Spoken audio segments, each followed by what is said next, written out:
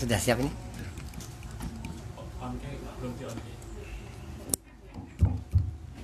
Assalamualaikum warahmatullahi wabarakatuh. Innal hamdalillah nahmaduhu wa nasta'inuhu wa nastaghfiruh wa na'udzu billahi min syururi anfusina wa sayyiati a'malina. Man yahdihillahu fala mudhillalah wa man yudlil fala hadiyalah. Asyhadu an la ilaha illallah wahdahu la syarikalah wa asyhadu anna Muhammadan abduhu wa rasuluh sallallahu alaihi wa alihi wa mawalah. Usikum bittaqwallahi azza wa jalla kama qala ta'ala fi kitabihil aziz. Ya ayyuhalladzina amanu taqullaha haqqa tuqatih wa la tamutunna illa wa antum muslimun. Ya ayyuhan nasu taqu rabbakumul ladzi khalaqakum min nafsin wahidah wa khalaqa minha zawjaha wa batha minhuma rijalan katsiran wa nisaa'a wattaqullaha alladzi tasaaluna bihi wal arham innallaha kana 'alaikum raqiba. Ya ayyuhalladzina amanu taqullaha wa qulu qawlan sadida yuslih lakum a'malakum wa yaghfir lakum dzunubakum wa may yuti'illah wa rasulahu faqad faza fawzan 'azima. Amma ba'du fa inna asdaqal hadithi kitabullah wa khairal huda hudan nabiyyi sallallahu alaihi wa alihi wasallam wa syarrul umuri muhdatsatuha wa inna kulla muhdatsatin bid'ah wa kulla bid'atin dhalalah wa kulla dhalalatin finnar. Ahibati fillah rahimani Allah wa iyyakum. Alhamdulillah kita bertemu kembali di majlis dzikir pagi ini. Semoga Allah Subhanahu wa taala menerima amal ibadah kita semacam ini, dan semoga Allah memberikan kesempatan yang lainnya agar kita sering untuk bermajlis dan beribadah dengan ibadah-ibadah yang lainnya, karena kita yakin bahwasanya kita pasti akan kembali kepada Allah Subhanahu wa taala. Tentunya hendaknya kita berbekal sebanyak-banyaknya. Wa tazawwadu fa inna khairaz zadi taqwa. Berbekalah, sebaik-baik bekal adalah takwa. Kemudian juga Allah menyuruh kita mempersiapkan apa yang akan kita bawa untuk hari esok. Ya ayyuhalladzina amanu taqullaha wa tanzur nafsum ma qaddamat lighad wattaqullaha innallaha khabirum bima ta'malun wa la takunu kalladzina nasullaha fansahum anfusahum ulaika humul fasiqun. Hai orang yang beriman, bertakwalah kepada Allah, dan hendaknya semuanya perhatikan apa yang akan dia bawa untuk hari esok. Bertakwalah kepada Allah. Allah mengetahui perbuatan kalian. Jangan menjadi orang-orang yang lalai, lupa kepada Allah, yang mereka melupakan diri mereka sendiri. Ini tidak boleh kita lupa Allah, karena pada hakikatnya kita lupa pada diri kita sendiri. Dan mereka inilah orang-orang yang fasik. Tidak lupa sholawat salam untuk Nabi kita Muhammad sallallahu alaihi wasallam. Mudah-mudahan dengan seringnya kita membaca sholawat, Allah menjadikan kita pengikut beliau yang baik, pengikut beliau yang diterima di sisi Allah Subhanahu wa taala. Tidak pengikut yang dalam beberapa hadis mau mendatangi telaga Rasul dicegah, dilarang, karena tidak menurut kepada beliau. Insya Allah kita lanjutkan, masih tetap Kitabus Shalah, kitab yang kedua, Kitabus Shalah. Sekarang al-babu al-tsalisa asyar, bab yang ke-13. Fi sholatil istisqa'i, masalah sholat istisqa, wa bihi masail, ada beberapa permasalahan. Namun sebelum masuk ini, istisqa itu ada beberapa cara, di antaranya ini, yaitu dengan melakukan sholat istisqa. Cara yang lainnya adalah berdoa secara langsung. Cara yang lainnya juga berdoa ketika di mimbar. Jadi kita dianjurkan berdoa melihat sawah kita kok sudah mulai kering. Kita mengangkat tangan, ya Allah berikan hujan kepada kami. Doa secara langsung. Ini meskipun tidak jamaah tidak mengapa. Semua orang berdoa semacam ini termasuk istisqa yang dibenarkan. Istisqa yang lain doa di mimbar. Ini terkenal sekali, kisah yang terkenal sekali ketika Rasulullah berkhutbah didatangi seorang yang memohon kepada Rasulullah agar Rasulullah berdoa kepada Allah Subhanahu wa taala untuk turun hujan. Rasulullah mengangkat tangannya, belum turun sudah turun hujan. Ini jadi dibolehkan khotib. Kalau di Indonesia itu jarang kita lihat. Kalau di Saudi itu sering kita lihat khotib itu Jumat, entah berapa Jumat sekali, nggak tiap Jumat, mereka itu berdoa minta hujan. Jadi ketika khutbah Jumat, karena untuk istisqa, sholat istisqa kan agak berat. Harus kumpul, harus cari khotib, harus apalagi zaman sekarang pekerjaannya, kalau semua dulu tani semua, ketika tidak ada hujan orang nganggur semua, akhirnya mengumpulkan orang muda. Ada sekarang ada pegawai, ada sekolah, ada belajar, ada dagang di pasar, macam-macam. Nah, maka mereka ketika tidak sulit untuk melakukan itu, jarang-jarang melakukan itu. Yang sering mereka lakukan adalah khotib berdoa ketika hari Jumat. Dan ini memang dibolehkan dan dicontohkan oleh Rasulullah. Ini berdoa. Bagaimana kalau berdoa tidak hujan? Kalau dalam hadis sebenarnya jangan minta doa tidak hujan. Tapi dalam hadis nanti ya sampai hawalaina, ya Allah sekitar kami. Jadi jangan sampai di daerah pemukiman, misalkan biar di hutan, di gunung, di sawah, di ladang. Ini boleh. Kita minta ya Allah hujannya dengan jangan di sini. Maksudnya kita minta hujannya di tempat yang kira-kira memang tidak membahayakan. Di gunung, di lembah-lembah, di ladang-ladang, di hutan-hutan dan seterusnya yang akan sampai di belakang. Tapi jadi istisqa secara umum ada 3, berdoa langsung. Ya kita gini langsung berdoa, atau dalam sholat juga bisa sujud, atau ketika Jumat. Nah, yang lainnya dengan sholat istisqa. Ini dan tentunya sebenarnya orang hendaknya sering-sering berdoa. Hingga sholat istisqa nanti tentunya kalau sudah sering berdoa akhirnya hujan, otomatis tidak istisqa tidak apa-apa kan. Kalau sudah hujan dong kita istisqa itu minta hujan. Kalau itu pertanyaan di grup tadi apa? Kalau hujan buatan, ya tetap yang kan hujan buatan cuma beberapa tempat saja. Dan itu pun tidak mencukupi, tidak bisa menggantikan hujannya Allah Subhanahu wa taala, tetap disyariatkan. Nah, baik. Bagi yang kebanjiran, ya berdoa untuk hujannya tidak membawa musibah. Ini dan mudah-mudahan ya hujannya bermanfaat. Ini kalau ya dengan berusaha juga. Oh kenapa kok banjir? Kenapa ini tetap harus usaha selain berdoa kepada Allah Subhanahu wa taala. Kita masuk ke kitab kembali. Jadi ada beberapa permasalahan. Al-mas'alatul ula ta'rifu wa hukmu wa hukmiha Al-mas'alatul ula ta'rifu wa hukmuha wa dalilu dzalika. Pengertian, hukum, dalil. Pengertiannya yaitu minta hujan dengan mengadakan ibadah tertentu, yaitu sholat dan khutbah. Sholat dan khutbah. Ini kapan? Ketika terjadi kekeringan. Jadi gara-gara nggak ada hujan sehingga kekeringan, sumber-sumber kering. Jadi antaranya pohon-pohon banyak yang mungkin mengering dan seterusnya dan yang lainnya ketika dibutuhkan.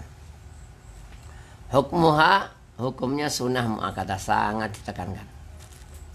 Ketika butuh sangat ditekankan. Jadi orang itu ketika butuh hendaknya beribadah kepada Allah. Dan ibadahnya semakin banyak, semakin istimewa, tentunya semakin baik. Dari sekedar doa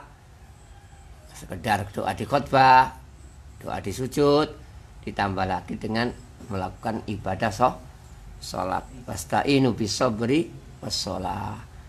Minta tolonglah dengan sabar dan sholat. Sabar, tidak ada hujan-hujan, sholat. Ini masuk ya, dibenarkan secara dalil tadi, dan juga terutama dalil dari Rasulullah telah melakukannya. Ini liqauli Abdullah bin Zaidin, berdasarkan perkataan Abdullah bin Zaid radhiyallahu anhu, kharaja Rasulullah yastaqi, Rasulullah keluar istisqa, fatawajjaha ila qiblah, menghadap kiblat. Jadi ketika sholat ini beliau menghadap, doanya menghadap kiblat. Wa yad'u, berdoa. Wa hawwala ridaahu, dan memindah pakaiannya. Jadi nanti kalau pakaiannya gini, yang kanan di kiri, kiri di kanan, yang luar di dalam, yang dalam di luar, dibalik. Yang jelas tadinya gini, langsung di yang satu yang dibalik gini, diseret ke sini, dibalik ke sini. Pokoknya selendangnya dibalik. Jaket ya boleh, jaket jubah itu boleh dibalik, apalagi jaket yang memang warna-warni. Kalau mereka pakai itu dilepas biasa, diganti balik memang. Ini baik. Washolat rokaatain, sholatnya 2 rakaat. Jadi Abdullah bin Zaid itu cerita. Jadi wa dalam bahasa Arab semacam ini kadang-kadang itu beberapa kejadian digabungkan gitu. Jadi kalau dalam bahasa hadis nanti membaca dan itu kadang-kadang tidak satu kejadian, beberapa kejadian, tapi diringkas. Jadi ngomong ini dan ngomong ini dan ngomong ini, tidak harus satu kejadian. Melakukan ini tidak harus kejadian, dan tidak harus urut ulang. Kadang-kadang dibulak balik, ingat ini orang pernah gini, dan gini dan begini. Kadang-kadang yang dan itu padahal duluan kejadiannya. Bisa. Dalam bahasa Arab wawu tidak menunjukkan urutan, kecuali kemarin ada korina, ada indikasi itu menunjukkan urutan. Seperti kemarin indikasinya masalah wudhu itu pakai wawu, tapi ada indikasi berurutan. Di antaranya yaitu seperti dijelaskan oleh Syekh Muhammad bin Shalih Al-Utsaimin rahimahullah, ketika Allah meninggalkan balaghah. Ini loh yang bagus itu kan mencuci baru mengusap. Tapi ketika wudhu kan mencuci, mengusap, mencuci. Kan yang pokok 4. Membasuh, mengusap, membasuh. Loh ini secara balaghah itu enggak bagus. Kenapa kok muncul? Ada tujuan yang lebih penting daripada balaghah, yaitu urut. Ini jadi wawu memang tidak urut, tapi dalam ayat ini wawu menunjukkan urut karena ada korina. Pada asalnya kalau wawu tidak urut, maka nanti dalam tayamum kadang-kadang lafadznya itu tangan dulu, kaki atau wajah dulu, kan beda-beda. Yang pakai wawu jangan dianggap. Nah, kalau pakai selainnya fa atau summa baru kita anggap. Meskipun nanti memang dua-duanya ada, ada yang tertib, ada yang tidak ada. Tapi nanti kita baca masalah sudah juga dulu ketika bahas tayamum. Taib al-masalah tsaniyah sababuha, sebabnya jelas, yaitu apa? Ya ketika kekeringan tidak ada hujan. Tapi kalau banyak air tapi kok kelihatannya kok tidak mensuburkan, air yang dari ngebor kok nggak bagus, gimana? Tetap tetap disyariatkan, tidak mengapa. Ini kalau memang jadi biasanya kalau sudah kemarau panjang itu ngebor itu juga sulit, banyak bor yang nggak keluar, banyak sumur-sumur yang kering, maka dibutuhkan. Meskipun agak jarang sekarang orang ini, karena sudah semakin canggih kan, ngebornya 2 lama akhirnya. Kalau dulu kan tidak ada bor, sehingga benar-benar ketika nggak ada hujan tuh orang saya kecil itu tak lihat beristisqa beberapa kali di desa kami. Kiai kami itu beberapa kali melakukan sholat istisqa. Sekarang hampir tidak pernah kita temukan. Di Indonesia itu saya belum pernah, setelah besar ini, kecil dulu saya di daerah sudah mulai tahun berapa, 2000-an belum pernah istisqa. Di Saudi sudah berkali-kali. Ketika saya merantau di sana, pengumuman di masjid Jumat, hari ini tanggal sekian ada sholat istisqa di sini, gitu, ada pengumuman. Ini kita yang sangat butuh, sebenarnya mereka kan nggak terlalu butuh. Pertanian jarang, semuanya impor, makanan impor, tapi mereka istisqa. Sebenarnya kita lebih berhak untuk istisqa. Wallahu a'lam. Al-masalatu as-salisa waqtuha wa kaifiyatuha. Waktu sholat istisqa wasifa tuha ka sholatil aidi, seperti sholat id. Jadi kenapa disebutkan seperti sholat id, gak sholat yang, karena sholat id sering kita lakukan, tidak lupa insya Allah kan, seperti sholat id. Ini liqaul Ibnu Abbasin, berdasarkan keterangan atau perkataan Ibnu Abbas, shollan nabiyyu sallallahu alaihi wasallam rakaataini kama yusolli fil aidaini. Beliau Nabi sholat 2 rakaat sebagaimana sholat di 2 Idul Fitri dan Idul Adha, 2 hari raya. Jadi beliau sholat 2 rakaat seperti hari raya Idul Fitri dan Idul Adha.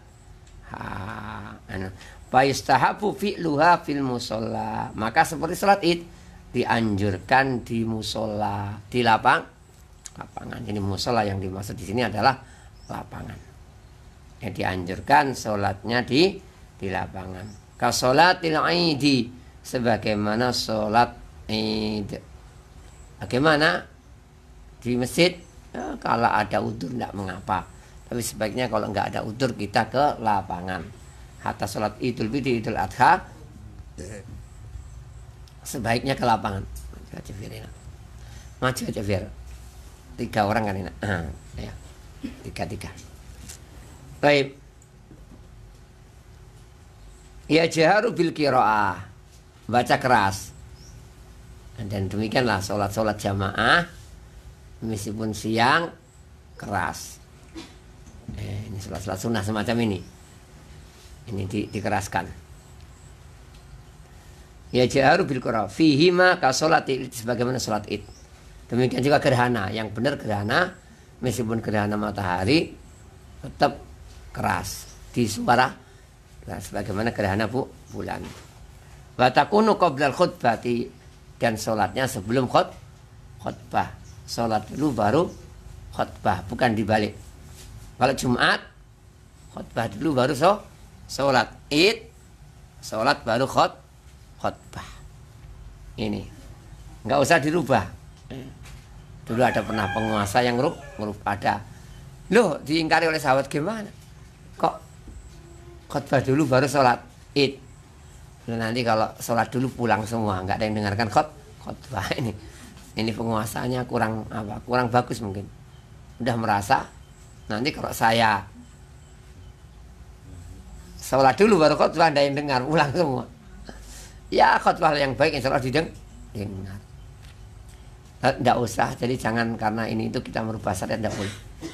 Tetap meskipun dari kisah tadi kadang-kadang orang semua kisah itu ada manfaatnya sebenarnya, tapi kadang-kadang mengambilnya kadang-kadang salah. Sebagian orang membolehkan demo besar-besaran gara-gara hadis seperti itu. Itu ngingkari penguasa secara terang-terangan. Ketika penguasa khutbah dulu itu nggak gini, sholat baru khutbah, ini khutbah baru sholat, pengingkaran. Ya tidak apa-apa, memang ada hadis yang seperti itu, pengingkaran terang-terangan, dan ada anjuran pengingkaran secara sembunyi. Asalnya tentunya sembunyi, namun boleh terang-terangan. Tapi terang-terangan dengan demo itu beda loh, demo dengan nasihat terang-terangan beda. Ya, demo itu sudah apa istilahnya? Ya tidak kita katakan khawarij, tapi ya ciri-cirinya mereka seperti ini. Hati-hati. Meskipun tidak kita katakan khawarij. Intinya kembali ke masalah apa? Sholat baru khutbah, bukan khutbah baru sholat, bukan. Bakal zalika fi adati takbirat, demikian juga tentang jumlah takbirnya. Maksudnya Allahu Akbar 7 dan 5. Meskipun penghitungannya sering kita katakan 7 dan 5 itu penghitungan ulama macam-macam. Ada yang 7 itu sekaligus takbiratul ihram. Jadi nggak ada tambahan. Jadi cuma 1, 2 langsung gini. Sebagian 7 itu selain takbiratul ihram. Jadi Allahu Akbar itu pertama nggak dihitung. Bala itu Allahumma ba'id baini baina khotoyaya, selesai itu takbir 7 kali. Ada yang gitu. Memang perselisihan ulama. Sepakat 7, tapi ngehitung 7-nya sebaiknya kalau kita jamaah ikut imam. Ikut imam. Imamnya berapa ya alhamdulillah, kalau masyarakat kita nggak ngitung ya tidak masalah lah. Tapi sebenarnya sebaiknya untuk ngitung. Kalau berlebihan sudah 8, 9 ya nggak usah diikuti kan. Kalau jenazah 5, tidak apa-apa diikuti. 6 tidak apa-apa. Terbanyak jenazah itu 9. Ya, takbir. Nah, kalau ada riwayat nanti sholat jenazah mungkin masuk nanti. Tapi kalau ini tidak ada riwayat tambahan. Ya 7. Cuma sebagian 7 itu tidak menghitung takbiratul ihram. Jadi nanti jadi 8 dengan takbiratul ihram. Ikut imam. Nih, yang kedua 6. Kalau 6 ini nggak ada perselisihan. 5 itu. Yang naik itu nggak dihitung ya. Takbir Allahu Akbar itu nggak dihitung. Baru setelahnya itu dihitung. Wallahu alam. Sekali lagi ikutlah imam. Wa ma yuqra'u fiha, dan apa yang dibaca dalam sholat tersebut sama. Ini. Wa yajuzu al-istisqa'u ala ay sifatin kanat. Boleh juga melakukan terserah seseorang. Jadi tidak harus seperti itu gitu. Tidak harus sholat khutbah, tidak. Fayad'ul insanu, orang doa langsung boleh. Lihat sawahnya kering, ya Allah turunkan hujan, nah, boleh.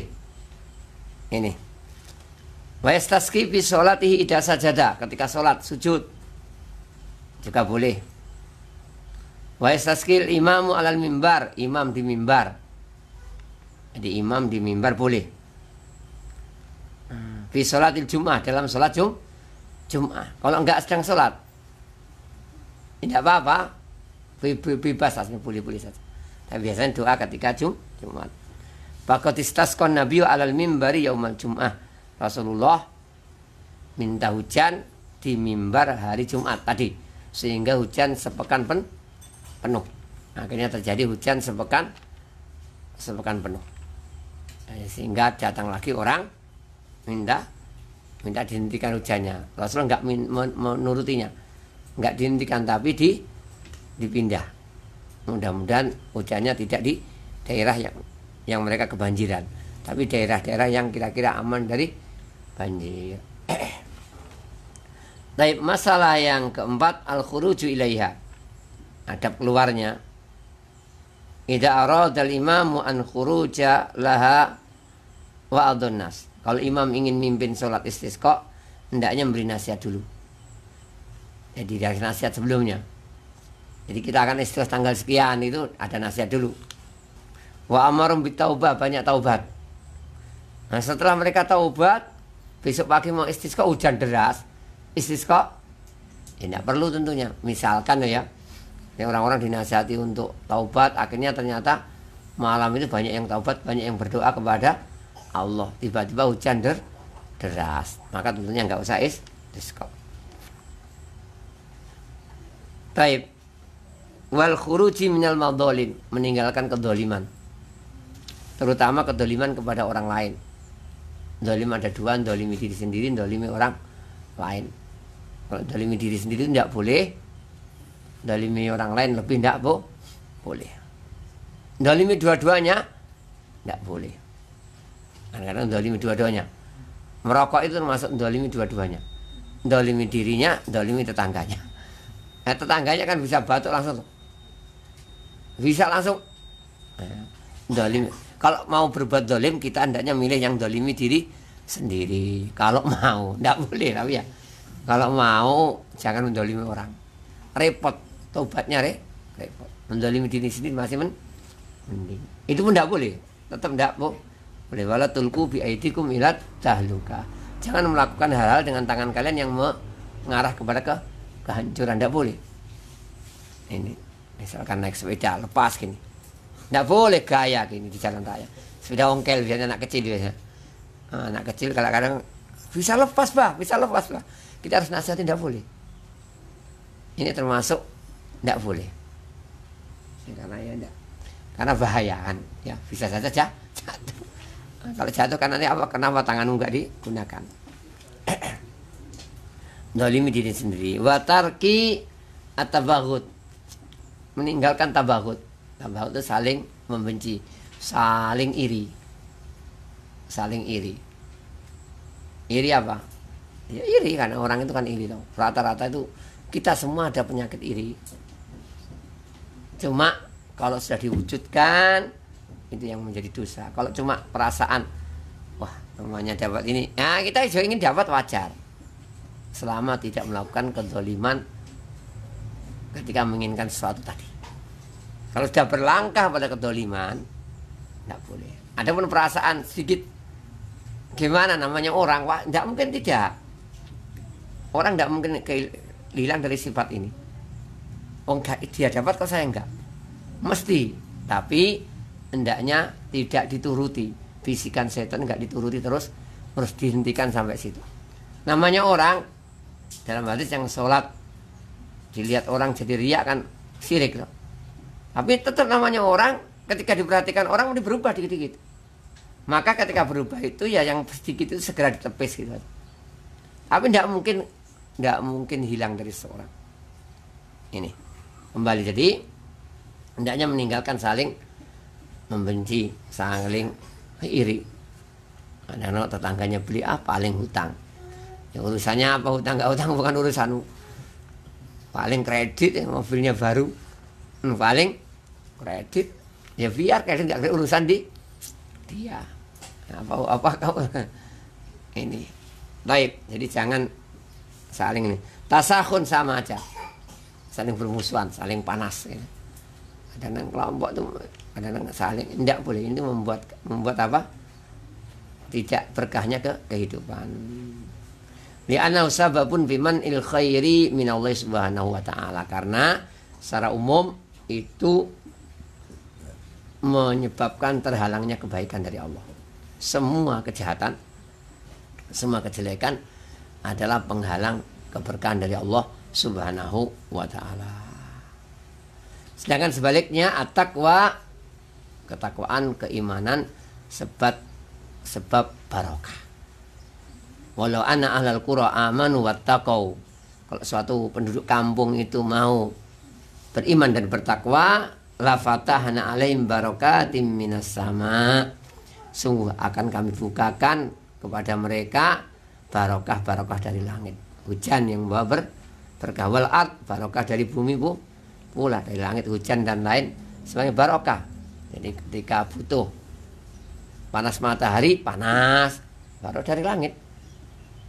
Ini nggak perlu repot-repot, nggak perlu pengeringan, open dan lain sebagainya. Sebagian usaha sangat tergantung pada matahari. Kalau barokah seperti itu. Nah, di antara barokah yang tidak dikalahkannya barokah hujan. Kalau sekarang lebih lagi barokah bagi pesawat. Barokahnya enak kalau orangnya beriman melakukan safar haji, insya Allah aman, ada barokah dari langit, tidak ada gangguan. Ya, mungkin yang sering naik pesawat akan tahu gangguannya itu seperti itu ternyata. Seperti naik jalan yang tidak diaspal, batunya gini-gini, ceduk. Atau speedboat, pernah naik speedboat? Bukan di loh ya, bukan speedboat di wisata kan enak. Di laut itu, masya Allah, itu dihantamkan, ceduk, nggak enak. Ini jadi kalau nanti barokah dari langit, insya Allah naik pesawatnya nyaman gitu. Barokah dari langit. Wal ard, barokah dari bumi ya, subur. Bisa membuahkan hasil. Ya, tidak sampai banjir dan lain sebagainya. Jarang banjir lah. Ini barokahnya, muncul minyaknya kalau sekarang katanya ya. Minyaknya, gasnya, LPG-nya, apa semuanya, bensin semuanya itu kan hasil bumi itu loh. Ada emas dan perak. Ya, sebagian peneliti mengatakan Saudi kan lebih miskin dari kita kalau secara teori ya. Barang tambangnya dan sebagainya menangan kita. Suburnya yang menangan kita. Ya, tapi katanya ya karena iman ini mungkin lebih barokah. Kita harus berusaha untuk beriman dan bertakwa. Walakin kazzabu, tapi rata-rata mendustakan. Mendustakan orang umum tidak mengakui. Termasuk mendustakan, ingat, ketika ada keberhasilan dinisbahkan kepada pakar, kepada ahli. Ini. Kalau zaman dulu apa? Naik kapal. Oh, nahkodanya hebat gitu kalau selamat gitu. Nahkodanya memang pintar. Oh, sopirnya pancen hebat. Sopir hebat itu bisa kecelakaan. Harus dinisbahkan kepada Allah. Oh, pikirannya cerdas. Ya, ya alhamdulillah. Seandainya itu benar pun, ingat semua pemberian Allah. Ini pendustaan. Jadi ketika annakum tukadzibun wa taj'aluna rizqakum annakum tukadzibun, kalian menjadikan rezeki kalian tukadzibun di antara gitu. Tidak menisbahkan kepada Allah Subhanahu wa taala nikmat-nikmatnya yang ada. Baik. Fakhatnahum bima kanu yaksibun, maka kami hukum mereka dengan sebab apa yang mereka lakukan. Ya, akhirnya sebabnya apa? Barokahnya tidak ada. Barokahnya nggak ada, kadang-kadang hasilnya ditipu orang, diambil orang. Katanya didesain diambil orang, katanya tidak isu atau beneran nggak tahu. Hasilnya itu emas dibawa Amerika, katanya kan gitu cerita. Saya kurang paham mas. Omongannya di media, kan gitu kan? Ya bisa saja karena barokahnya hilang. Dikuasakan kepada kita orang-orang yang jelek.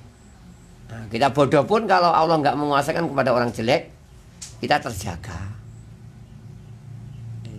Ini termasuk ya kita harus memperbaiki iman kita, ketakwaan kita supaya lebih bagus. Taib wa yatanadzafu laha. Bersih-bersih. Artinya ya merapikan diri. Merapikan diri, mandi dan sebagainya seperti salat itu loh. Rapi, bersih. Wala yatatayyabu, namun tidak boleh berwangi-wangian. Kalau id berwangi-wangian. Kalau khusus ini karena keadaannya keadaan apa? Istilahnya seperti berkabung lah. Tidak boleh dandan. Cuma sekedar rapi, pantas begitu saja. Kalau salat id dianjurkan wangi dan seterusnya. Wala yalbasu zina, jangan pakai zina. Zina itu apa ya? Pakaian istimewa misalkan, atau emas saat dipakai 5 gini jadi. Di sini tidak ada. Ada orang-orang kalau hajat tuh wanita itu pakai gelang itu 5 dipakai semua, kanan 5, kiri 5. Jarinya ini 3 ini ada emasnya semua. Masya Allah. Kakinya bengelnya ada. Tidak boleh. Laki-laki perhiasannya apa? Perhiasan laki-laki pokoknya yang dianggap perhiasan istimewa jangan dipakai. Ini. Jadi jangan pakai perhiasan yang sederhana. Kenapa? Karena itu hari kesedihan. Harusnya kan sedih. Wong sedih kok pakai emas-emasan kurang bagus. Taib. Ibnu Abbas mengatakan kharajan nabiyyu lil istiqa'i mutadallilan mutawaddian mutakhasyian mutadarrian. Ini hampir sama artinya. Mutadallil itu merendah. Mutawaddi tawadu hampir sama, merendah juga kan. Mutadallil menghinakan diri. Jadi menghinakan diri kepada Allah itu boleh. Mutawaddi itu tawadu, tidak sombong. Jadi tidak sombong.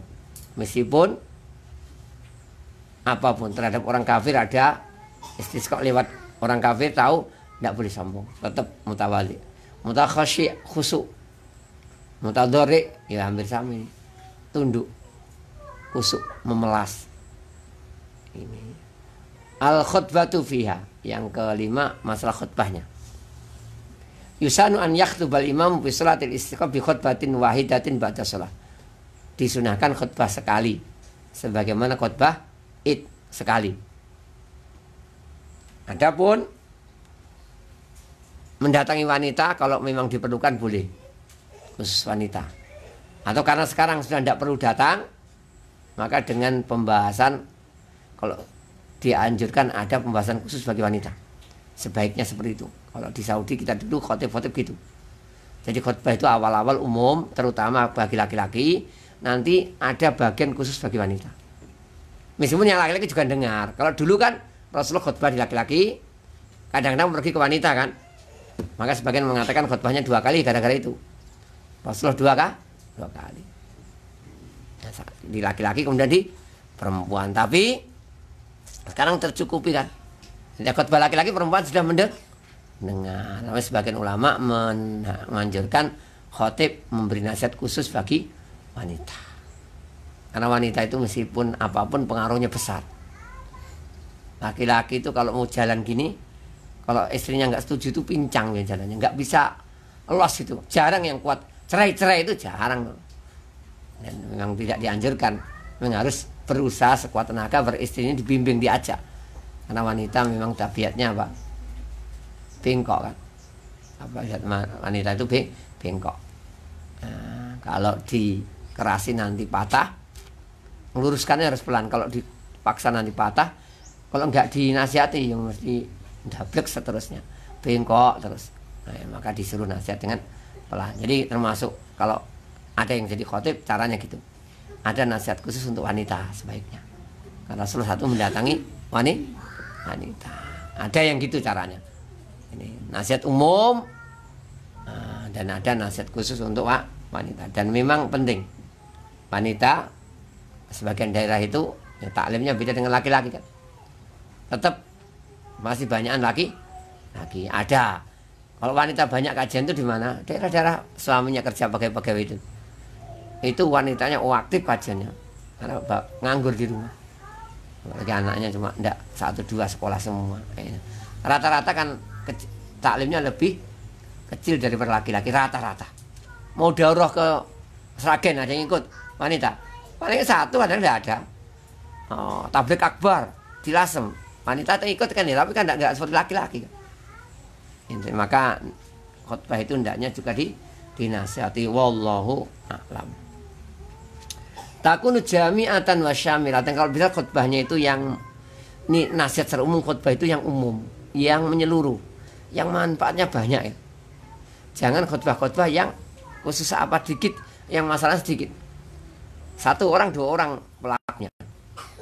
Misalkan itu enggak, itu disinggung aja. Tapi untuk khutbah kalau bisa yang semuanya berhubungan. Oh, semuanya, misalkan semuanya apa? Ikut simpan pinjam, ngambil untung dari simpan pinjam. Ya dibahas tentang riba. Nah, kalau satu masyarakat gitu semua, tidak apa-apa. Terus semuanya apa gitu melakukan kesalahan apa? Tidak ada yang nggak mendem, semuanya mendem. Toa biasa misalkan. Ya bahas.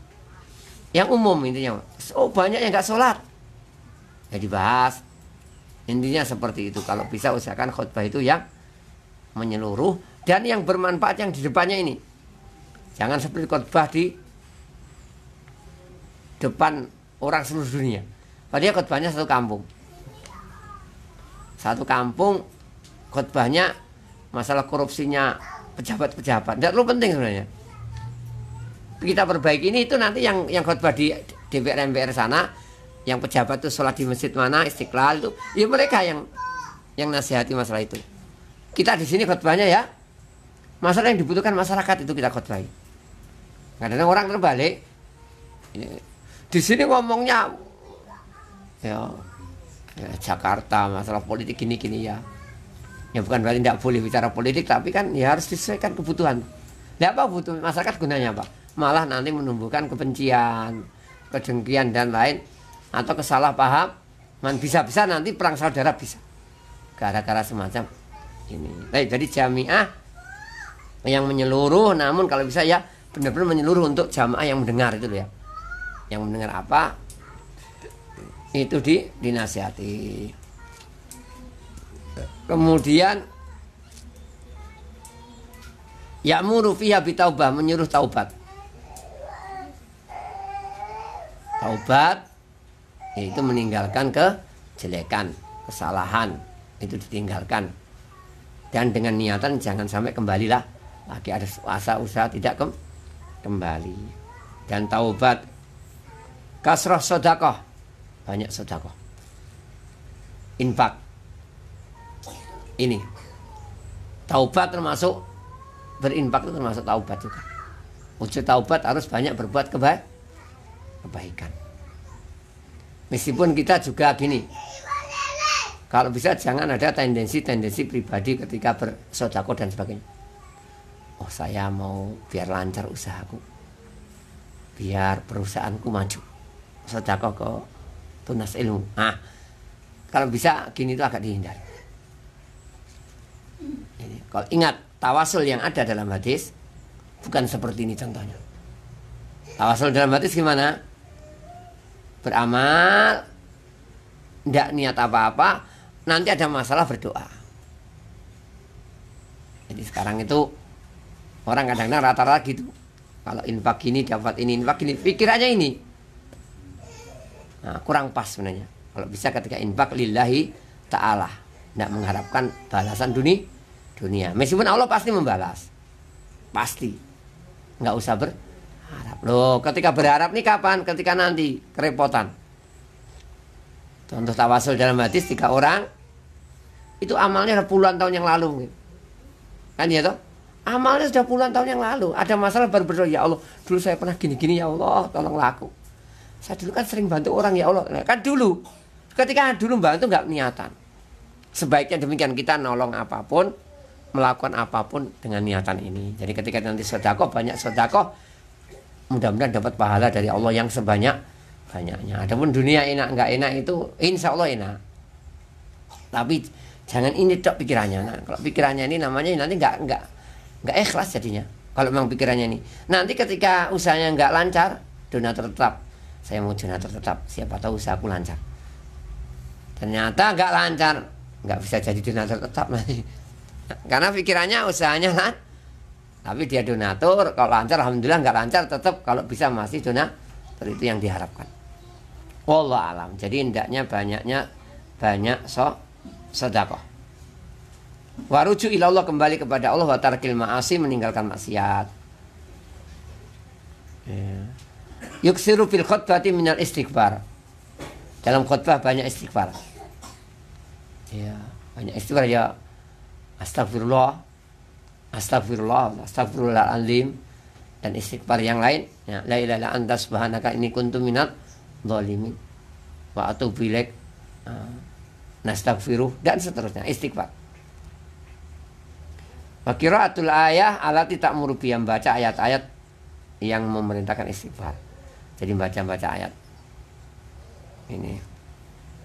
Taib wa yatlubu al-ghaisa minal, baru minta doa. Jadi sebelum doa itu ada alhamdulillah, ada istighfar, ada sholawat, ada yang baik-baik. Kemudian baru berdoa. Di antara doanya Allahumma aghithna. Nggak bisa kecuali ini, ya ini aja, Allahumma aghithna, Allahumma aghithna. Ora iso, ya Allah turunkan hujan, ya Allah, ya Allah turunkan hujan, ya Allah turunkan hujan, ya Allah. Nggak apa-apa.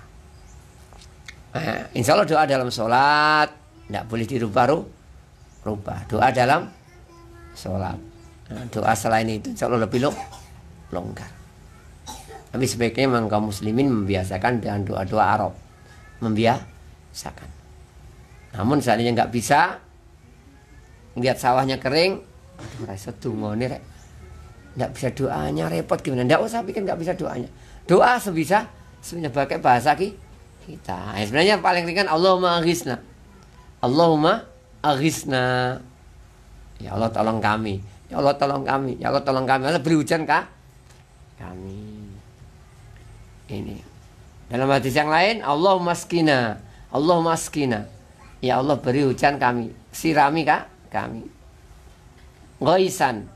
Dengan hujan. Mughisan. Aghosa yuhisu, yang menolong. Yang membantu, hujan yang membantu, tidak hanya hujan yang tidak mau, hujan yang membantu, yang bermanfaat gitu loh. Hujannya membantu benar-benar menguatkan kita. Hujan sebentar banjir semuanya. Enggak, ini yang kita harapkan. Hujan yang membantu. Hujan yang benar, misalkan hujan enggak segera habis. Karena ada hujan yang segera habis. Saking derasnya. Ya, ada. Intinya minta hujan yang mughisan, yang menolong. Marian, yang nyaman. Hujan yang nikmat, yang nyaman. Apa nyaman tuh ya? Tidak ada angin terlalu besar, Tidak ada campurannya es sehingga orang keluar sakit kepalanya kena es. Ini kan ya, pernah kan orang pernah kan di sini pernah nggak? Pernah, ini kelihatannya pernah. Kita pernah ngalami di desa dulu segini gini. Kalau di Saudi seperti batu itu, kelenteng gitu. Besar kalau di sana. Tak pikir dulu pernah saya tak pikir dilempari orang, saya keluar ternyata hujan batu ini atau kristal es. Taib. Marian apa ya? Yang menumbuhkan, yang bermanfaat bagi tanaman, yang menyuburkan. Ini hujan yang menyuburkan. Ajilan, cash kalau bahasa kita, tapi cepat, segera. Ini ajilan, ghairu ajil, tanpa tertunda. Jadi ajil itu kredit. Jadi kalau ajil pakai ain, cash. Kalau ajil pakai hamzah, kredit. Jadi ajilan. Bahasa Indonesia agak repot. Orang Arab yang A dengan A agak beda. Jadi mintanya hujan, ya Allah segera, ya Allah tidak lama tidak tertunda. Nafian, bermanfaat. Ghairador, tidak mudarat. Manfaat. Tidak sampai banjir. Enggak sampai apa? Enggak bisa beraktivitas sama sekali. Berturut-turut. Nah, enggak sampai gitu. Nah, artinya apa? Ya yang bermanfaat, hujan-hujan yang bermanfaat, enggak membuat musibah. Baik. Nah, yang lainnya Allahumma anta Allahu la ilaha illa ant. Termasuk sering berdoa dengan ini bagus. Dengan la ilaha illa anta, sering menyebut dengan la ilaha illa anta. Anta Allahu la ilaha illa anta juga boleh. Anta Allahu la ilaha illa anta. Engkau Allah, tidak ada Tuhan selain engkau. Allahumma anta Allahu la ilaha illa anta. Allahumma annaka ahadun. Allahumma annaka somatu. Annakal azizu. Anak ini boleh dengan menyebut nama Allah sebanyak-banyaknya. Ini jadi kalau ini yang sering la ilaha illa anta. Antal ghaniyyu wa nahnul fuqara. Disebutkan engkau ya Allah maha kaya, kami miskin. Jadi ketika kita butuh hujan kan kita miskin, Allah kaya. Anzil alainal ghaitha. Turunkan kepada kami hujan. Waj'al ma anzalta lana quwwatan wa balaghon ilahin. Jadikanlah yang kau turunkan kepada kami itu kekuatan. Wa balag, bekal sampai waktu tertentu.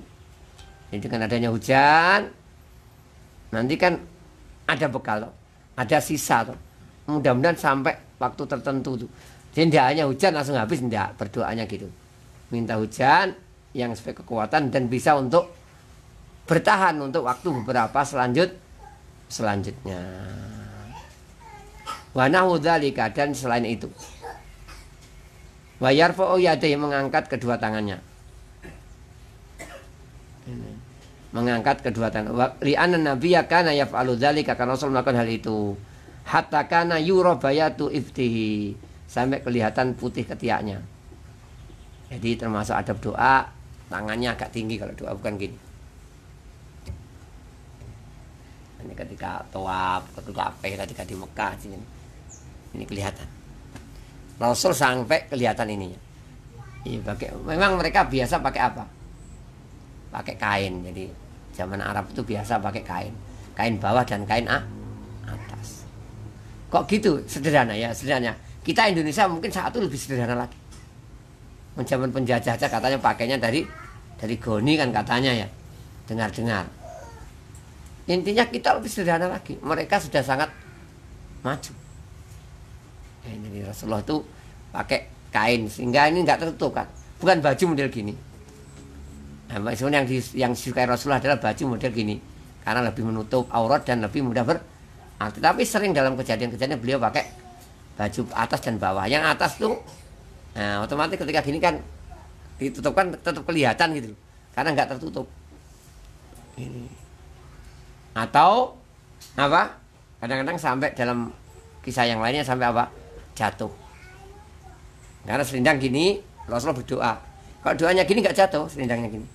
selendangnya gini kan, gini nggak jatuh, tapi Rasulullah gini, otomatis turun, jatuh dipegangnya Abu Bakar. Ini intinya apa? Mengangkat tangan ketika doa. Baik. Wa yarfa'u nasu aydiyahum. Orang juga mengangkat tangannya. Hendaknya orang ikuti ngangkat tangan ketika doa istisqa, bukan Jumat secara umum. Kalau dalam Jumat Rasulullah kan demikian dalam hadis.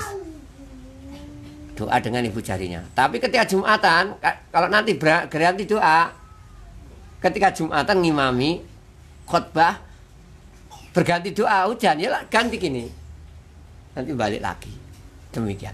Atau biasanya terakhirnya. Tadinya gini, terakhirnya minta hujan baru selesai doa. Biasanya gitu di sana. Ini. Enggak tahu belum pernah lihat di sini ya. Belum pernah kelihatannya, jarang. Kita mau mempraktekkan masih maju mundur kadang-kadang. Nanti gimana? Tapi sebenarnya dianjurkan seperti itu. Rasulullah mengangkat tangannya dan para sahabat mengangkat tangannya. Baik. Hina yastasqi fi sholatil Jumat, ketika istisqa hari Jumat. Jadi tidak semua hari Jumat ya. Ketika doa minta hujan di khutbah Jumat, ini dianjurkan mengangkat tangan. Ini aslinya kaidah ngangkat tangan itu agak repot, agak rumit sedikit. Kapan ngangkat tangan, kapan tidak. Kalau ada riwayat ngangkat tangan mudah, kita angkat tangan kita. Kalau ada riwayat tidak ngangkat, ya nggak usah diangkat. Ya, semua doa-doa dalam sholat, salam, assalamualaikum, kan doa toh. Tapi kan nggak ada riwayat ngangkat tangan toh, ya nggak usah ngangkat tangan. Assalamualaikum warahmatullahi wabarakatuh, nggak perlu kan. Barakallahu fiik, nah, dan sebagainya ya. Doa dalam sholat, ihdinas siratal mustaqim, ya tetap gini aja maksudnya. Dan seterusnya doa sujud rukuk. Kalau nggak ada riwayat nggak usah ngangkat. Baik. Nah, yang nggak ada riwayat ini yang kira-kira ngangkat atau enggak ini tetap berselisih. Seperti orang nanti kalau haji atau umroh, ketika Safa Marwah itu ngangkat tangan orang, ya orang sampai sekarang ulama berselisih terus karena tidak ada dalil khususnya. Ini, tapi tetap seandainya orang mengatakan tidak perlu diingkari. Kalau habis sholat wajib, nah ini yang menjadi masalah kita sekarang. Kalau umroh kan jarang-jarang ya. Sekarang tiap hari sholat wajib. Gimana? Wallah alam, sebagian mengatakan riwayat doa itu jarang. Sebagian ulama itu tidak ada. Tapi yang benar ada riwayat doa, ada dikit-dikit ada. Maka kalau riwayat doa itu jarang, tentunya riwayat ngangkat tangan tidak akan ada. Gitu kan. Intinya demikian. Wallah alam. Ini pada asalnya tidak dibenarkan kalau setiap 5 waktu ngangkat tangan. Karena Rasulullah sholat istilahnya tahunan. Kalau seandainya ngangkat tangan tentunya akan ada nukilan. Karena nggak ada ya mungkin tidak. Bahkan dalam riwayat habis sholat itu bukan doa zikir, doa ketika sholat. Jadi habis sholat itu adanya di zikir. Wallahu a'lam. Wa yuksiru minas sholati ala nabi, perbanyak sholawat terhadap nabi ya. Dimanapun kita hendaknya banyak-banyak sholawat. Ya, meskipun tidak harus dilakukan dan tidak benar dilakukan. Orang-orang kan nyanyi sholawatnya nyanyi terus. Ini tidak ingat apa, ingatnya nyanyi hiburan terus. Lebih terkesima pada melodinya daripada isi sholatnya. Baik. Al-maslah as-sadisa as-sunanul lati yang bagi fi'luha fiha. Beberapa anjuran memakai doa-doa yang maksur dari Nabi. Jadi ya terus Allahumma aghithna, Allahumma askina ghaisan mughisan mari'an mari'a, ajilan ghaira ajil, nafi'an ghaira dhar, dan seterusnya. Kalau bisa doa itu memang gitu kalau bisa ya. Semua doa kalau bisa yang redaksinya dari Allah dan Rasulnya. Kalau bisa, kalau memungkinkan doa-doa redaksinya dari Allah dan Rasul. Intinya apa? Yang sudah jadi dari Allah dan Rasulnya. Nah, meskipun nanti doa yang lain boleh, tapi kalau bisa seperti itu lebih bagus karena pasti isinya baik. Masih kalimatnya sempurna. Jadi kita ngikuti doa-doa yang maksur. Meskipun sekali lagi boleh. Wa yastaqbil qiblata fi akhir doa. Nah, terakhir doanya menghadap kiblat. Istisqa. Istisqa nanti terakhir doanya menghadap kiblat. Jadi khotbah doanya nanti menghadap kiblat di akhir. Wa yuhawilu ridaahu. Pakaiannya dibalik. Jadi misalkan ini selendang. Mana selendangnya ini? Misalkan gini. Berarti nanti ya gini. Gini. Dibalik, yang kanan di kiri, yang kiri di kanan, nanti otomatis yang depan di belakang, yang depan di belakang. Dibalik lah. Paham lah, kita balik. Selendangnya kalau pakai jaket, ya jaketnya dibalik. Pakai imamah gini, dibalik. Tafaul. Apa tafaul itu? Berharap keadaan berubah. Tafaul itu aslinya kalau ada dalilnya boleh. Tapi tidak semuanya dikit-dikit tafaul. Kadang-kadang orang itu tafaul. Tafaul itu berharap, misalkan dilempar pasir, setannya biar pergi. Tafaul kan.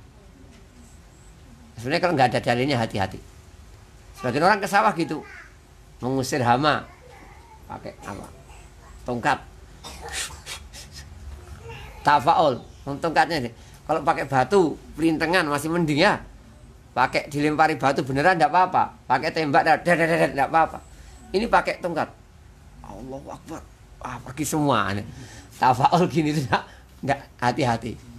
Nanti akhirnya terjadilah sesuatu yang merancukan, membingungkan. Ini tafaul namanya. Ini tafaul seperti itu tidak bagus. Nah, Rasulullah tafaulnya ya yang ada saja kita ikuti. Ini jadi merubah baju karena berharap keadaan berubah. Baik. Kemudian menghadap kiblat tadi sudah. Hikmahnya apa? Dibalik supaya keadaan berbalik. Berharap keadaan berbalik. Kemudian juga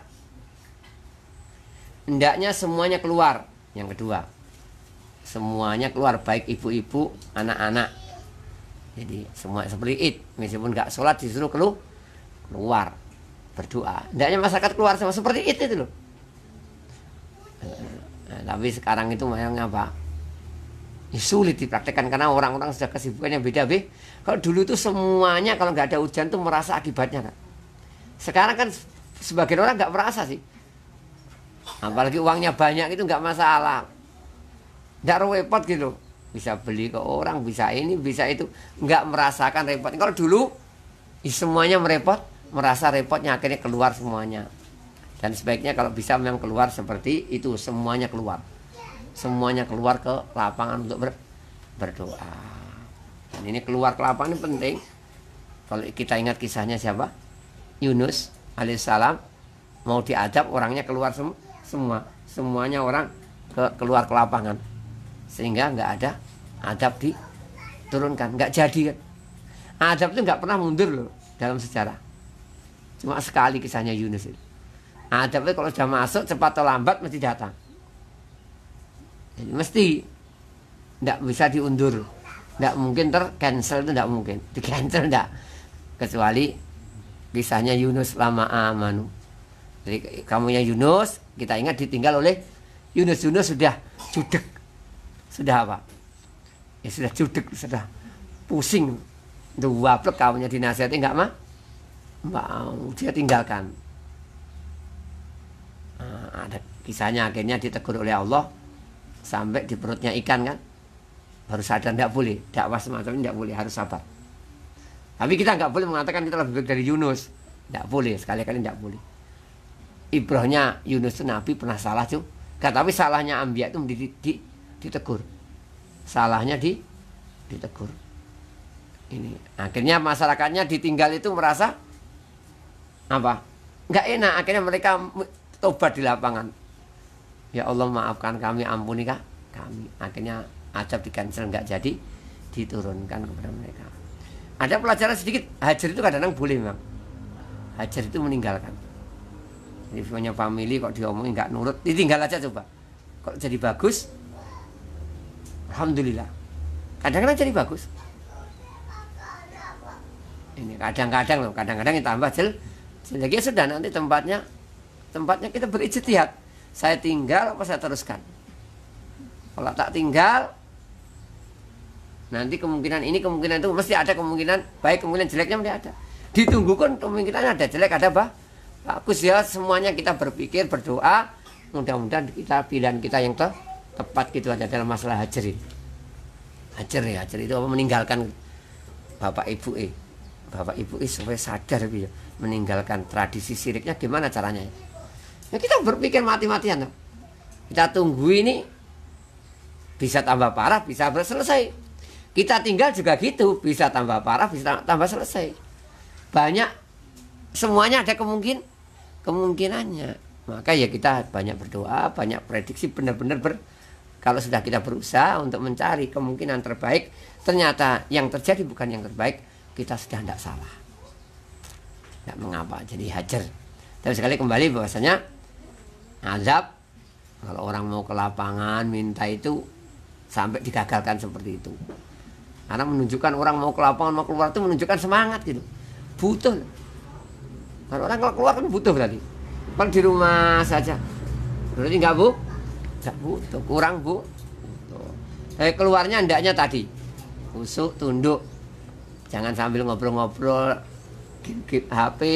Zaman HP sekarang, jenguk orang tua, main HP, apa di bis HP, di kendaraan HP, nggak ada ngobrol.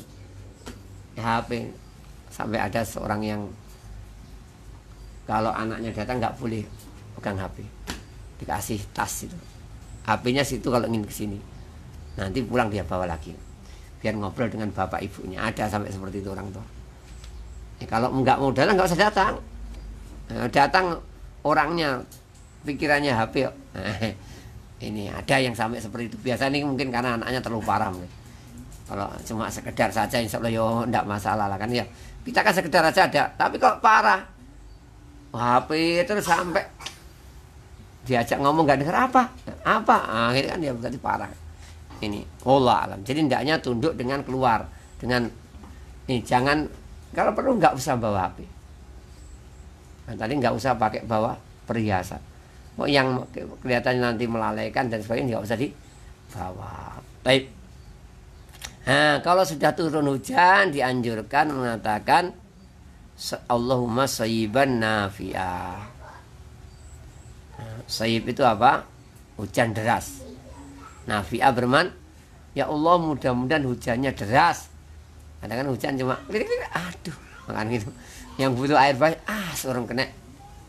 Nggih apa jenenge? Nebar benih namanya apa? Beda-beda daerahnya.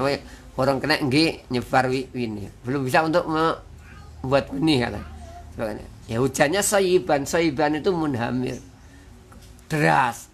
Allahumma sayyiban, ya Allah mudah-mudahan deras. Nafi'ah bermanfaat. Baik. Kemudian diantaranya mutirna bi fadlillahi wa rahmatihi.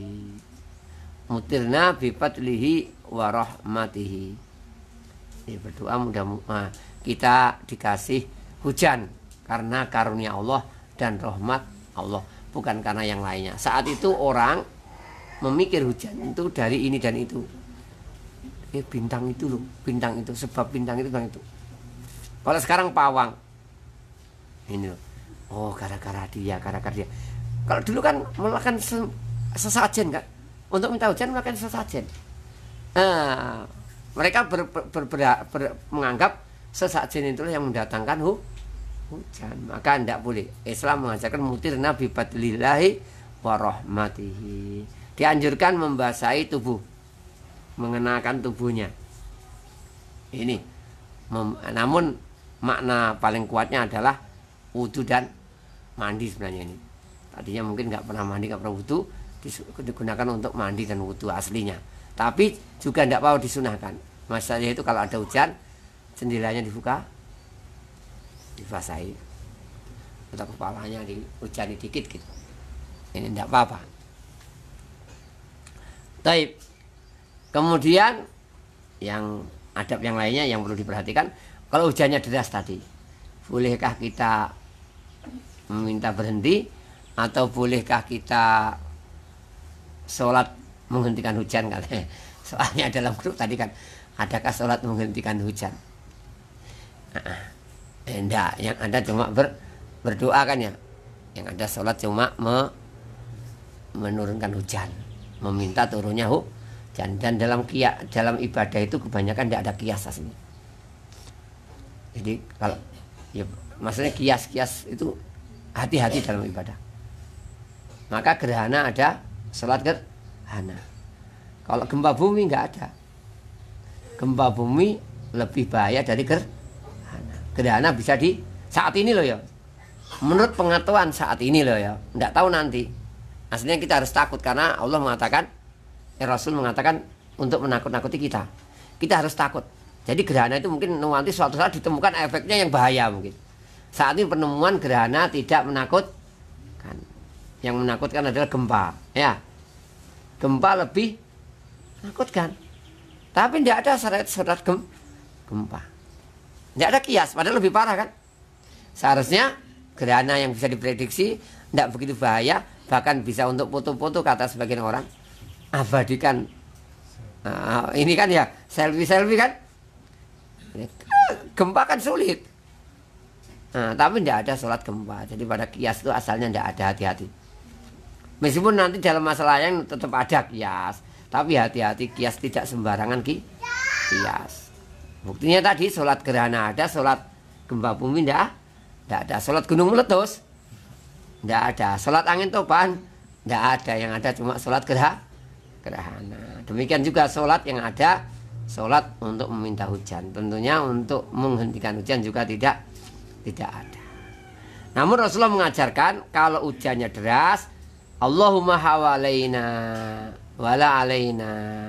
Ya Allah, sekitar kami ya Allah, jangan di sini. Jangan kepada kami.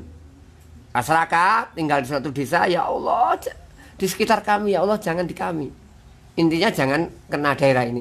Kalau kena terus-terusan kan banjir, terendam dan sebagainya. Minta hujan sekitar situ.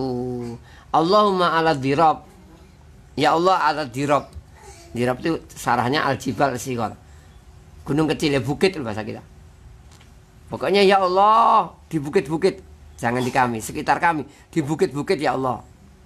Wabutu wal akam. Akam itu kalau ada yang mengatakan gunung, puncak gunung, ada yang mengatakan kumpulan batu, semuanya boleh kita berdoa dengan doanya.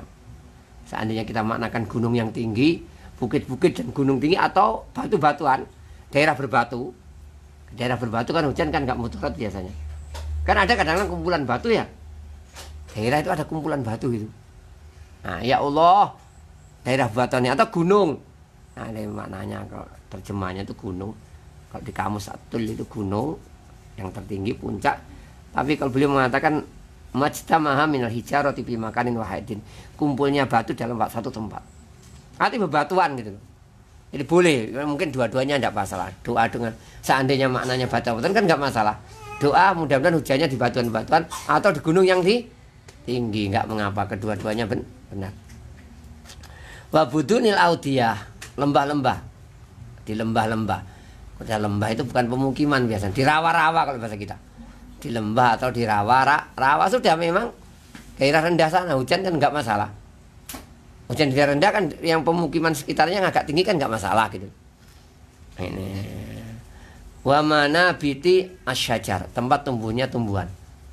Pokoknya yang tempat tumbuhnya tumbuhan, entah ladang, entah sawah, entah hutan. Tempat tumbuhnya tumbuhan, sawah, ladang, hutan, semuanya masuk. Wallahu a'lam. Ini ada pertanyaan, kita baca dulu. Oh tak pikir pertanyaan. Ini ada 15 menit lagi. Ini ngomongnya tadi tidak ada jamnya. Kalau SMS HP ada jamnya. 5 menit lagi.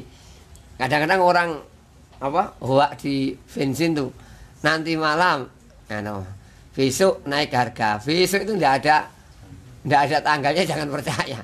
Kalau pengumuman resmi nanti ada tanggalnya. Baik, kita baca dulu pertanyaan-pertanyaan, mudah-mudahan bisa kita jawab.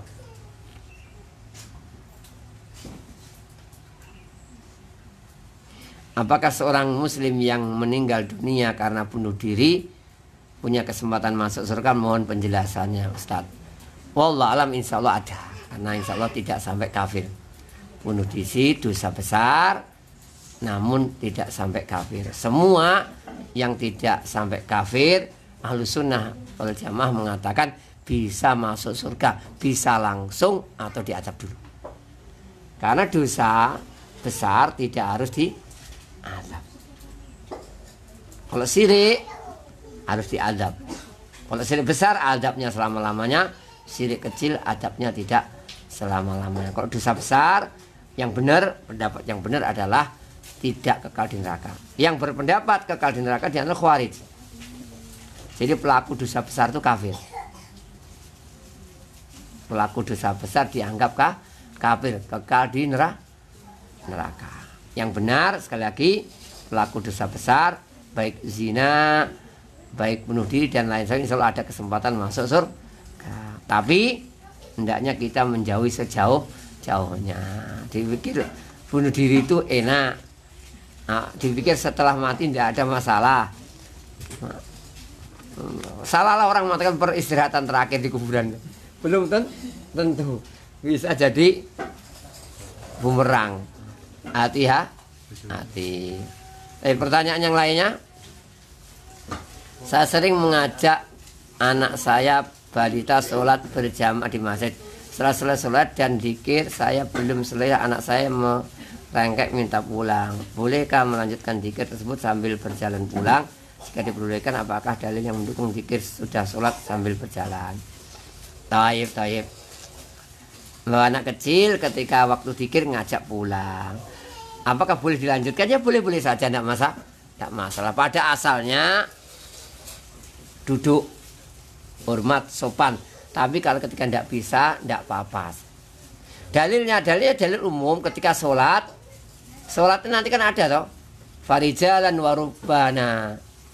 Nanti kalau sholat dalam keadaan repot, takut tuh boleh sambil berjalan, sambil naik kendaraan. Jika dalam keadaan takut, kan nggak nyaman, jadi secara umum boleh.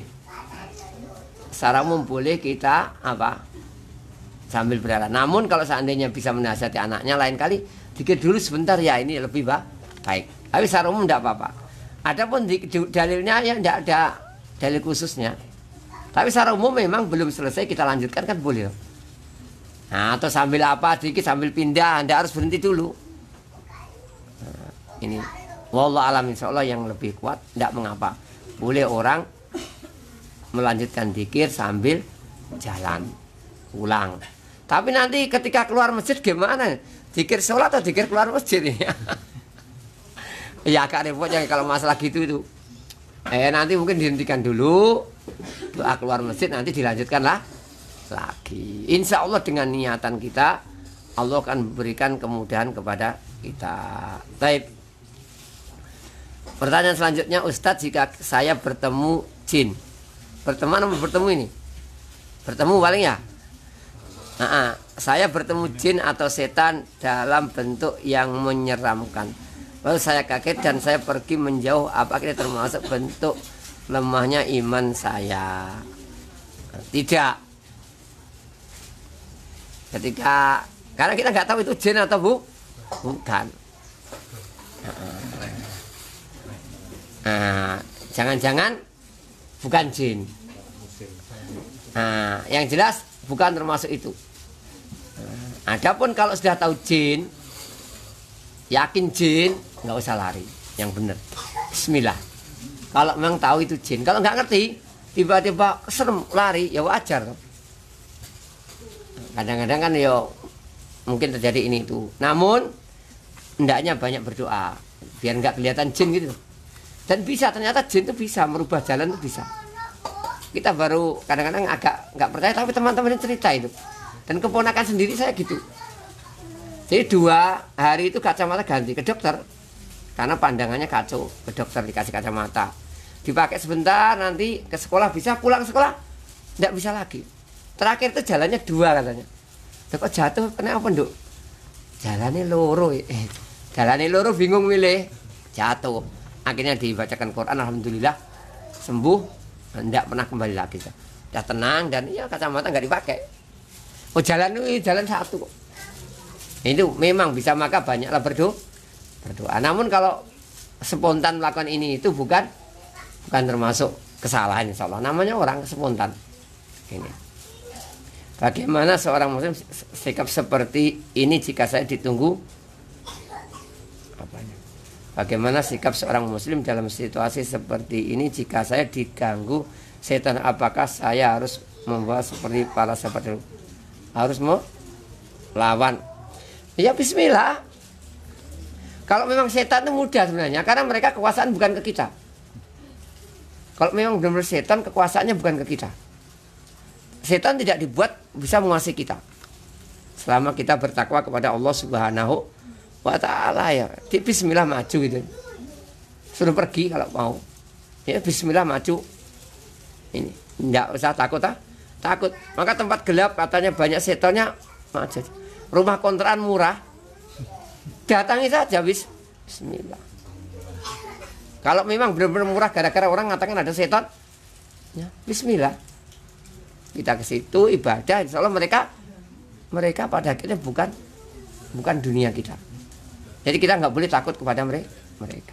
Kalau takut kepada penjahat itu malah boleh, karena penjahat bisa mendolimi kita karena dunianya dunia kita. Kalau setan kan dunianya dunia, bukan dunia kita. Wallahu a'lam.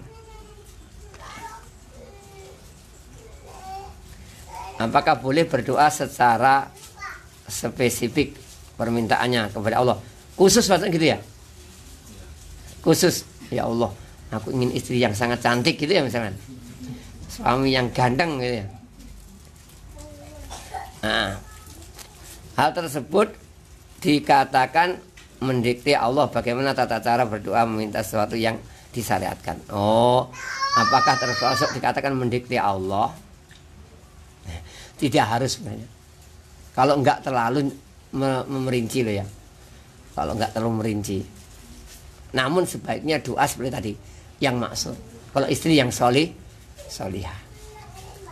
Kalau kita ngomong jamilah, cantik ya cantik kedua-duanya.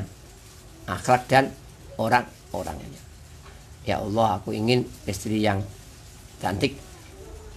Maksudnya kedua-duanya. Karena nanti kalau nggak dikasih di dunia, insya Allah di akhirat dikasihkan gitu. Ini insya Allah nggak termasuk mendikte. Mendikte itu berlebihan, yang terlalu berlebihan. Ya Allah, saya ingin sehari penghasilan saya, dagangan saya 1 juta untungnya. Nah, ini nggak bisa gitu tuh. Adapun secara global kan masih global toh. Pekerjaan yang nyaman. Ini kan masih global, masih boleh insya Allah. Pekerjaan nyaman maksudnya di bawah syar'i. Bisa sholat, bisa taklim, bisa nambah ilmu, bisa dakwah apalagi. Itu tentunya lebih baik. Wallahu a'lam. Ada yang lain?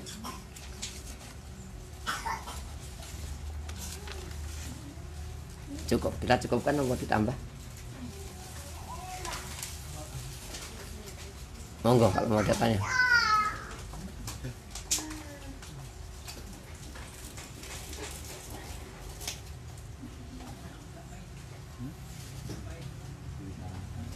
Kita cukupkan atau tambah sih?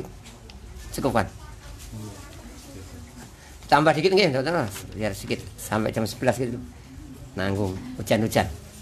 Segerin ya, kalau biasanya saya gini terus. Ini hari ini enggak. Nah, Rabi'a Asyar 14, bab 14. Fi sholatil kusuf wa bih masail. Salatku kusuf, salat gerhana. Ini. Sebelum masuk pembahasan, kita tidak akan bahas. Kita akan bahas sedikit masalah ini. Yang ramai sekarang diumumkan atau tidak ini ya. Ini. Wallahu a'lam.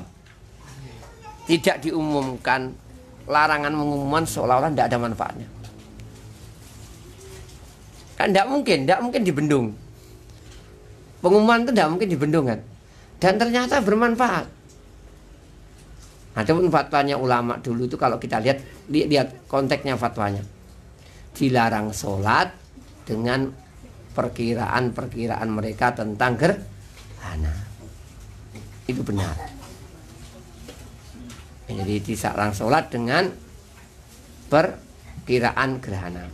Adapun sebagian ulama melarang mengumumkan dengan dalil takutnya hilang dan tidak takut lagi, nggak kaget lagi. Ya mungkin bisa diterima ijtihadnya ulama, namun tidak harus seperti itu pula kan. Ternyata yo faktanya diumumkan manfaatnya kadang lebih besar. Yang sholat lebih banyak. Yang ibadah lebih banyak. Nah, kalau nggak diumumkan biasanya lebih sedikit. Ya memang takutnya bisa berkurang dari sisi ini. Tapi berkurangnya kita takut itu bukan karena sisi ini murni aslinya. Bukan dari sisi karena tidak ada pengumuman, bukan. Dari sisi memang setelah gerhana kita nggak pernah mengalami masalah besar gitu aja. Takut kita hilang gara-gara apa sih? Bukan gara-gara nggak tahu jadi tahu, itu enggak. Tahu nggak tahu sebenarnya nggak ngefek masalah takutnya kita. Tapi pengalaman, oh gerhana ini, oh enggak apa-apa. Sudah saya ngalami berdasar 10 kali enggak pernah ada apa-apa. Itu membuat takut kita hilang. Maka kita sebenarnya harus ingat, kita harus selalu hati-hati, jangan-jangan gerhana ini nanti membawa masalah, kita harus takut terus. Jadi aslinya kalau ilahnya diberitahu takutnya hilang itu kurang pas aslinya. Karena takut hilang kita bukan karena diberitahu ini aslinya, tapi aslinya karena apa? Ya sudah berulang-ulang nggak ngalami apa-apa, takutnya hilang. Ini jadi, dan ternyata diberitahu lebih banyak manfaatnya. Wallahu a'lam. Soal yang benar, pemberitahuan gerhana ini tidak mengapa. Nah, sekarang itu yo di mana-mana diberitahukan, entah kompleks itu. Dan kita tahunya gerhana diberitahukan oleh pemerintah, oleh ahli hisab. Cuma memang kita nggak boleh sholat dengan gerhana tadi. Dengan apa? Prediksi tadi. Kalau belum terjadi, taib di sini nggak terjadi, di Blora terjadi, boleh. Karena di sini hujan deras, nggak ada gerhana. Di Blora ada gerhana, boleh, nggak apa-apa. Jadi ketika benar-benar semuanya hujan, nggak ada, nggak usah sholat gerhana. Ketika nggak ada gerhana, wallahu alam. Jadi insya Allah nggak mengapa pengumuman gerhana. Dan meskipun sekali lagi ya ini di antara teman-teman ada yang berselisih selalu di grup, satu grup tuh geger terus. Padahal itu markas kita mengumumkan. Ya wallahu alam. Insya Allah pengumuman ini sesuatu yang tidak bisa kita bendung. Cuma mari kita melihat sisi takut ini kita tingkatkan gitu aja. Di antaranya jangan-jangan apa? Gerhana ini bukan gerhana biasa. Jangan-jangan gerhana yang bawa malapetaka, kan bisa tuh. Bisa gerhana itu awal kiamat, kan bisa. Bisa rusaknya alam, tanda-tanda kiamat. Bisa saja gerhana membawa ini. Kalau dulu katanya ada gerhana apa? Membuat buta dan sebagainya. Ini berarti kan memang ada efeknya. Yang kita ketahui sedikit. Yang jelas Allah melewat Rasulnya mengatakan untuk menakut-nakuti kita. Hendaknya kita takut terus. Kalau Allah bisa membuat gerhana, dan gerhananya alhamdulillah bisa dibuat teratur. Maksudnya alam ini teratur. Jadi gerhana bisa diprediksi menitnya kan. Gimana kalau membuat nggak teratur, Allah itu maha bisa. Segi takutnya gini, takut Allah itu sangat hebat gitu. Jadi kalau dibilang mesin, matahari, bulan, bumi dibilang mesin nggak pernah error. Ribuan tahun pas gitu sehingga bisa diprediksi. Kalau error, ya prediksinya sulit gerhana. Tapi prediksi kan bisa tepat sekali kan. Kalau sekarang itu gerhana prediksinya salah, berarti yang prediksi yang salah, yang kurang canggih ilmunya. Karena sudah yang diprediksi itu sangat teliti. Kalau penyakit kan repot, dikira penyakit ini ternyata yang lain. Karena penemuan belum, sakit itu nggak teratur gitu loh. Kalau alam kan teratur tuh. Teratur sehingga prediksinya bisa pas. Maka kita harus takut. Kenapa? Yang membuat teratur itu, kalau membuat nggak teratur lebih mudah tentunya loh ya. Membuat teratur, membuat rapi, membuat teliti seperti itu bisa membuat acak-acakan hancur lebih mudah. Tinggal kun jadi hancur. Jadi kita tetap harus takut. Memang harus kita tinggikan takut kita kepada Allah Subhanahu wa ta'ala. Tanpa gerhana pun kita sebenarnya harus takut. Kenapa? Ya cepat lambat kita akan mati. Kita ingat orang mati itu, jangankan mati sakit itu sudah nggak bisa nikmati dunia. Lah mati gimana? Mati itu, setelah mati itu mesti ada sesuatu. Orang kafir itu ada acara upacara. Orang kafir kan ada upacaranya. Berarti nanti ada sesuatu di sana. Ya, fitrahnya manusia gitu. Oh, ada sesuatu setelah di dunia. Maka ada upacara ini. Upacara itu untuk maunya biar di sana enak. Kirimi apa? Kirimi sajen biar enak. Sebagian dibakar kalau orang Hindu ya. Biar enak di sananya. Biar sempurna di sananya. Nah, jadi kalau kita mau bisa memikir semacam ini, hendaknya kita takut. Apalagi ada gerhana lebih takut lagi. Ada apa-apa lebih takut lagi. Wallahu alam, kita cukupkan. Terima kasih atas perhatiannya. Mohon maaf kalau ada kesalahan yang ada. Subhanakallahumma bihamdik asyhadu an la ilaha illa anta astaghfiruka wa atubu ilaik. Assalamualaikum warahmatullahi wabarakatuh.